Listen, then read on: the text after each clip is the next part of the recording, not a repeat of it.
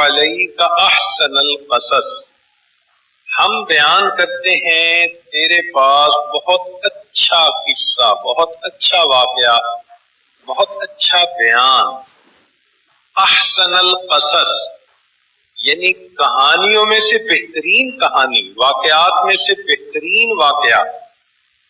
اب یہاں ذہن میں ایک بات آتی ہے کہ اس کو بہترین واقعہ کیوں کہا؟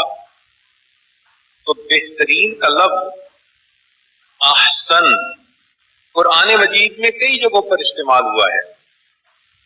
ایک تو قرآن کے لیے ہی یہ لفظ استعمال ہوا، اللہ نزل احسن الحدیث، اس لیے کہ قرآن مجید میں امر و نہی ہے، تذکر و تفکر ہے، عقاب و حساب ہے، ثواب و عذاب ہے، حیرت و حسرت ہے، دین اور دنیا کے علوم ہیں، لطائف و کثافت ہے، حلال اور حرام کا علم موجود ہے، اس لیے اس کو احسن الحدیث کہا۔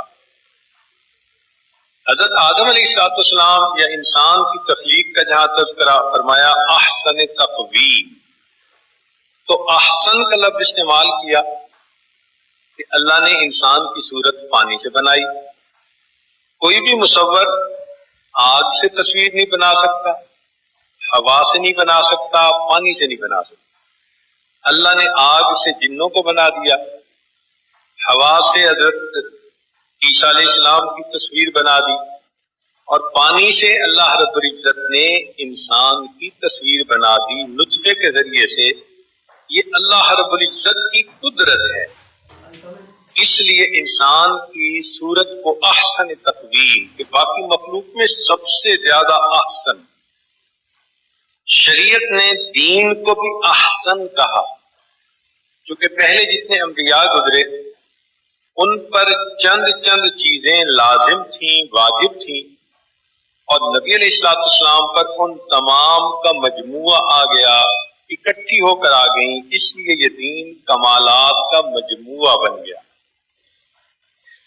حدیث پاک میں فرمایا کہ مؤذن کی آواز تمام آوازوں سے احسن ہوتی ہے، اور واقعی انبیاء، علماء اور شہداء کے بعد مؤذن جنت میں سب سے زیادہ منور ہوں گے۔